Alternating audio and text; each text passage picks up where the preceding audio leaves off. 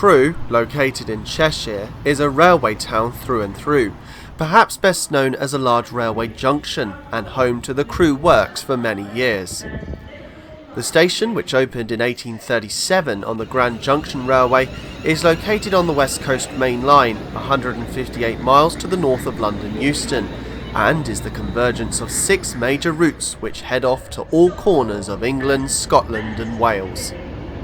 There are 12 platforms in total at the station that is managed by Avanti West Coast, 5 through roads and 7 bays, 5 south facing and 2 north facing. Arriving on platform 10 is a pair of single car class 153 DMUs operating on a shuttle service from here to Chester. We shall be riding aboard this non-stop Transport for Wales service to Chester, taking an average journey time of 25 minutes at a total distance of 21 miles.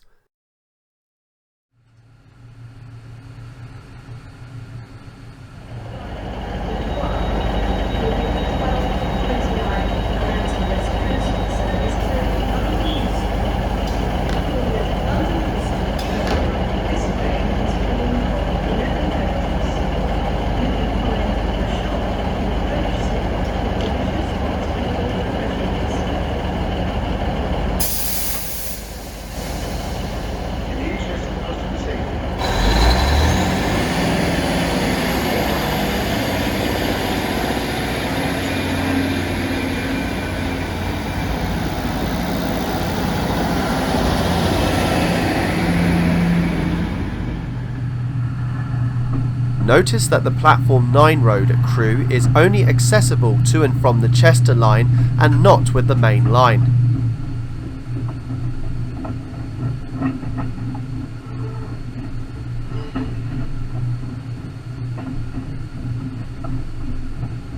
The Crewe Heritage Centre is straight ahead of us, situated in the location of the old railway works, which was demolished in the early 1980s. Annually, over 30,000 visitors come to the museum, officially opened by Queen Elizabeth II, accompanied by the Duke of Edinburgh in July 1987. Note the rail connection with the Heritage Centre, allowing the transfer of exhibits to and from Network Rail.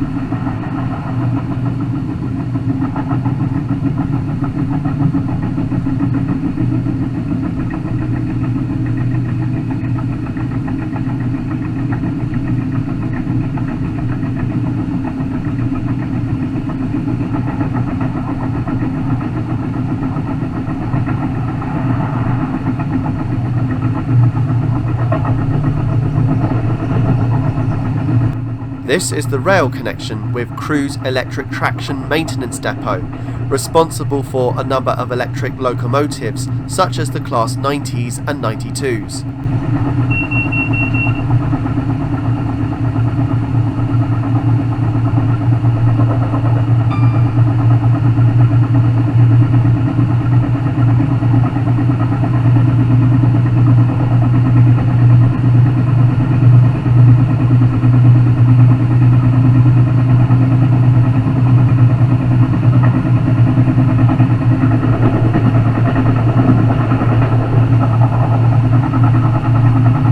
Electrification ends adjacent to the former steelworks. Diesel power is now required for the remainder of our non-stop journey to Chester. The maximum line speed is a creditable 90 miles an hour. Although achieved by Super Voyagers, Corradias and Sprinter Express DMUs, the Class 153s are restricted to 75 miles an hour.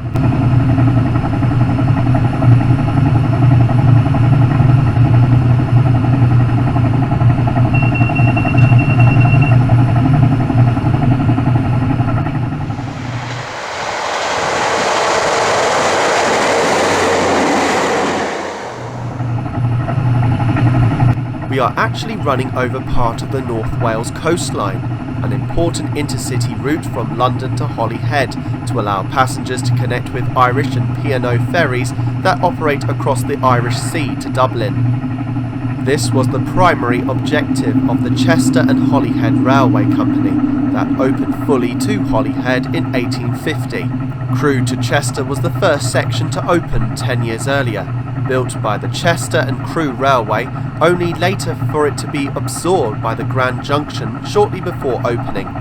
In that year, 1840, it was decided that a locomotive depot be established at Crewe. We pass over the River Weaver.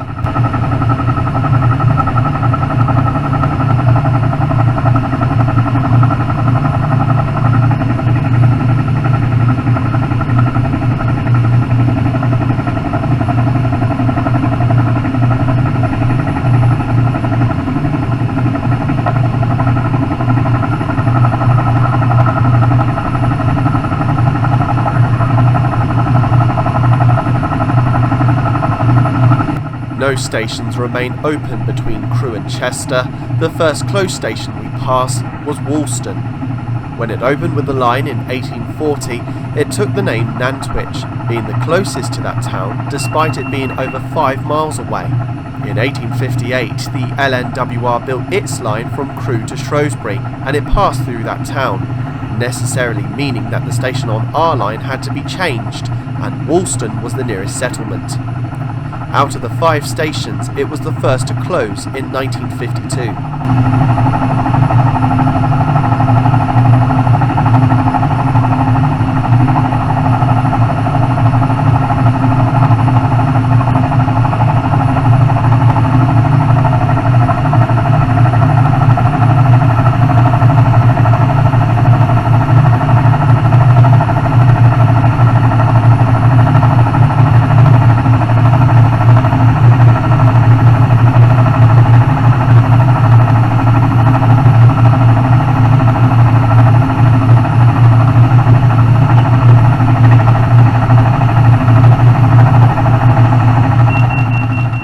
Here we cross over the Shropshire Union Canal next to the Venetian Marina at Cholmonston.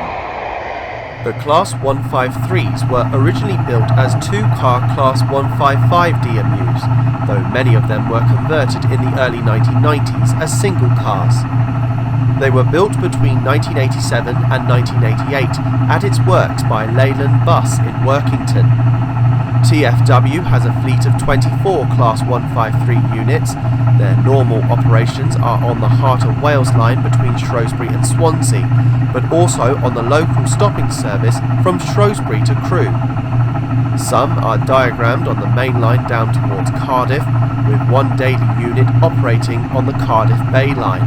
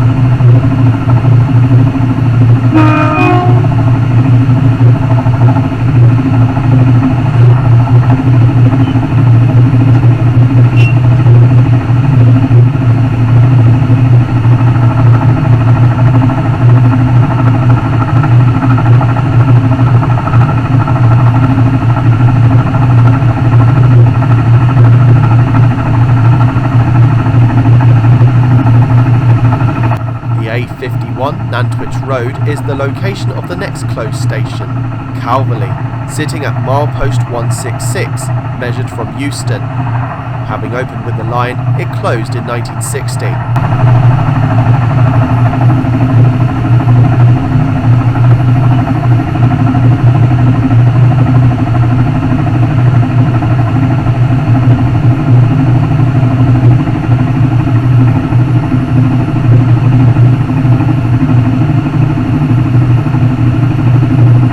We get an advance warning of a 65 mph speed restriction.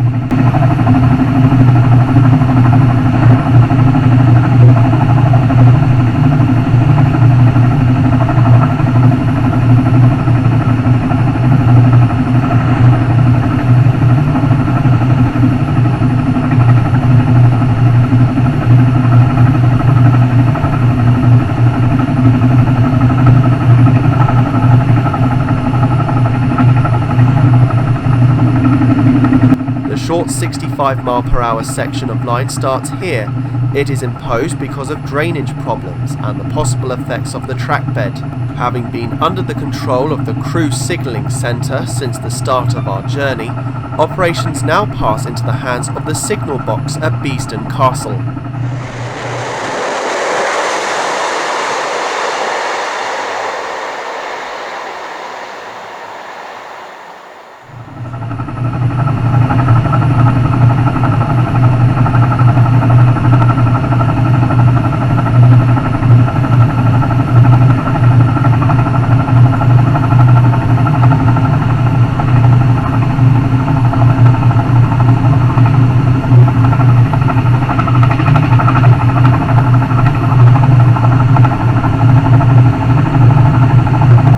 Endangered species, the semaphore signals, which at some point in time will be taken down and replaced by colour lights. The semaphores are controlled by the signal box here at the former Beeston, Castle and Tarporley station.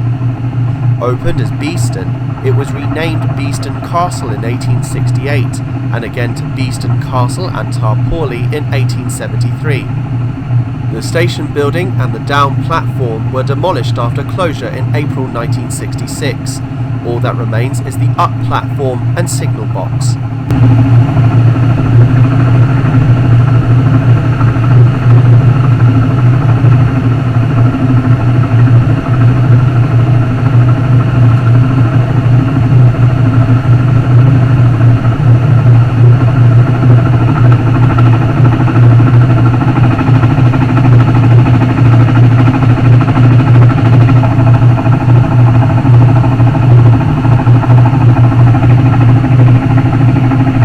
Beeston Castle itself is viewed from the train, these days mostly a ruin perched on a rocky sandstone crag 350 feet above the Cheshire Plain. A castle has been on this site since the 1220s, built by Randolph de Blondeville, the 6th Earl of Chester, on his return from the Crusades. A scheduled ancient monument, the site is owned and managed by English Heritage.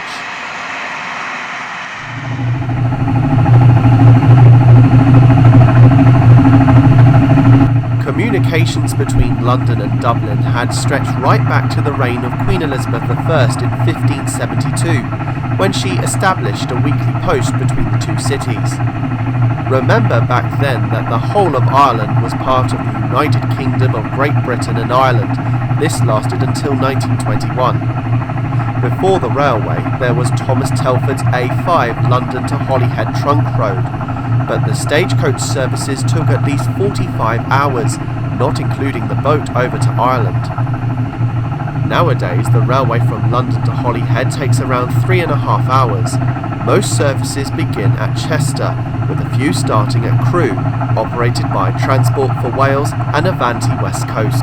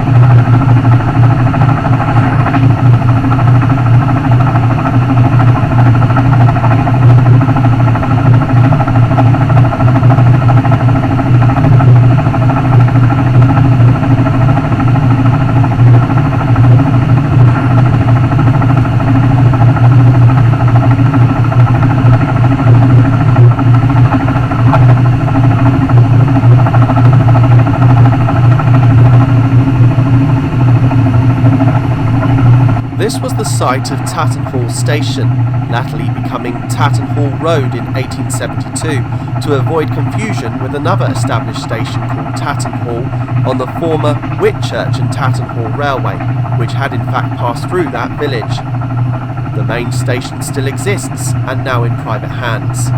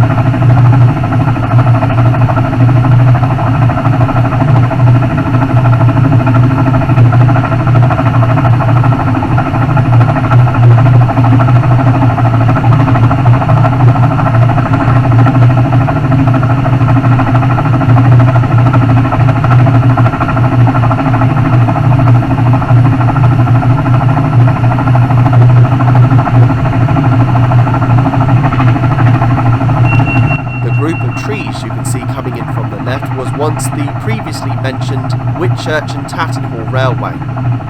It joined just here, and from the outset the train services were operated by the London and North Western, and in use from 1872 to 1963.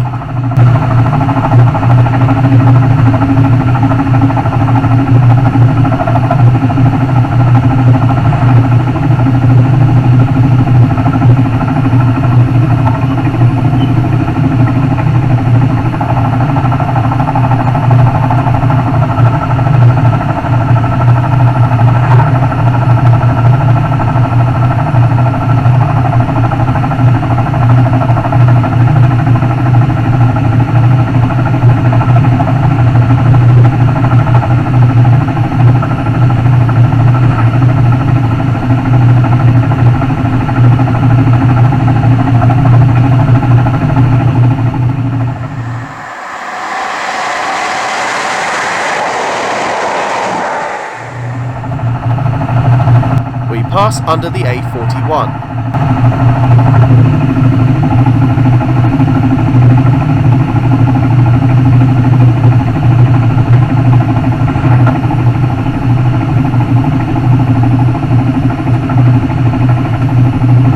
The last closed station before Chester was here at Waverton. The first station opened with the line as Black Dog after the nearby pub, before its name was changed to Waverton 2 years later. The station was relocated to the present site half a mile west of the original in 1898 and remained here until its closure in 1959. All that remains is the fine station building, now in use by the Stagecoach Merseyside and South Lancashire Company as a depot for their buses.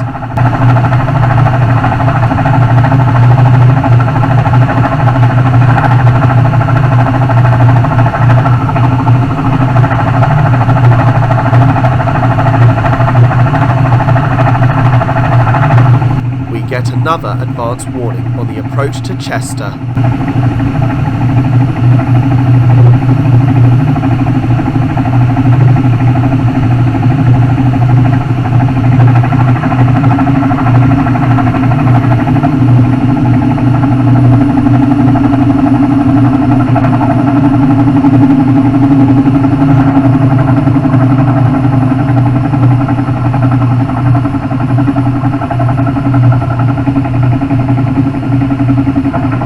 The high concrete bridge carries the dual carriageway of the A55 North Wales Expressway, which links the M56 motorway with North Wales, Anglesey and Holyhead. This is Christleton Tunnel. The twin bores take us right underneath the Shropshire Union Canal.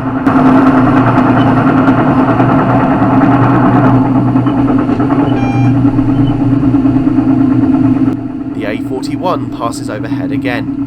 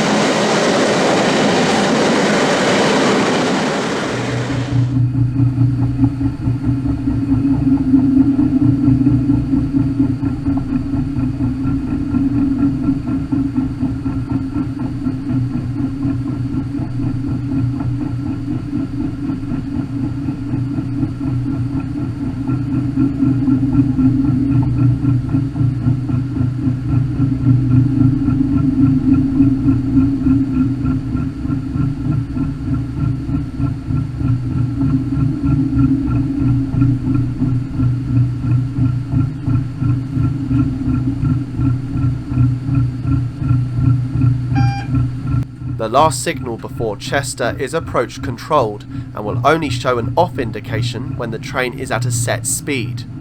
The single yellow is the last to be shown before the buffer stop. The theatre route indicator shows platform 1.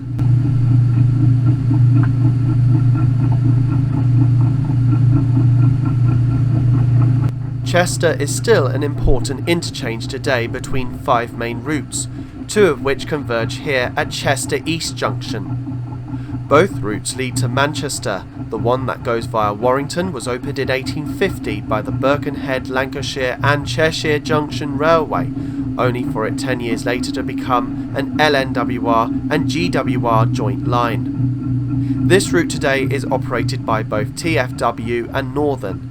The latter also runs over the Cheshire Line's committee line to Manchester via Northwich, which had opened in 1875, a joint committee regulated by the Great Northern and Midland Railways. The 2 lines diverge at Mickle Trafford Junction.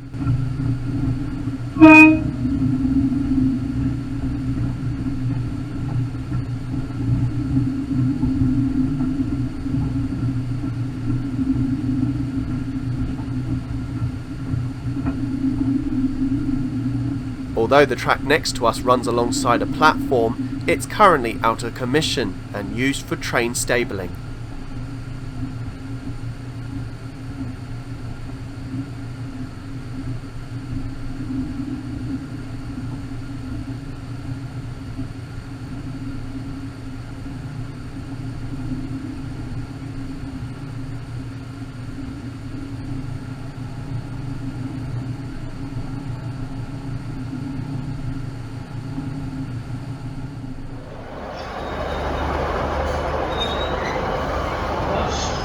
Face covering will transport the Wales train services, unless you're exempt. Please keep it on for the duration of your journey. Thank you for your cooperation. A large junction station at Chester with 7 platforms, serving various destinations around the UK, including London, Birmingham, Manchester, Cardiff and Holyhead. Here we can see a Class 508 EMU departing on a Merseyrail service to Liverpool over the electrified Wirral line, the line opening by the Chester and Birkenhead Railway at the same time as our line from Crewe, 1840. The trains are on borrowed time and soon to be replaced by Stadler Flirt Class 777 electrics.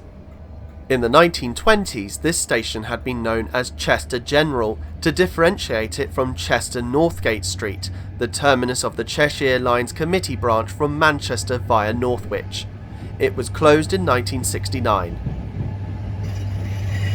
The classic architecture of the station, with its Italianate frontage, was designed by Francis Thompson in 1848 as a joint venture between the Shrewsbury and Chester and Holyhead Railways. The walled city sits on the River Dee, close to the border with Wales, and has a resident population of 80,000 since the 2011 census.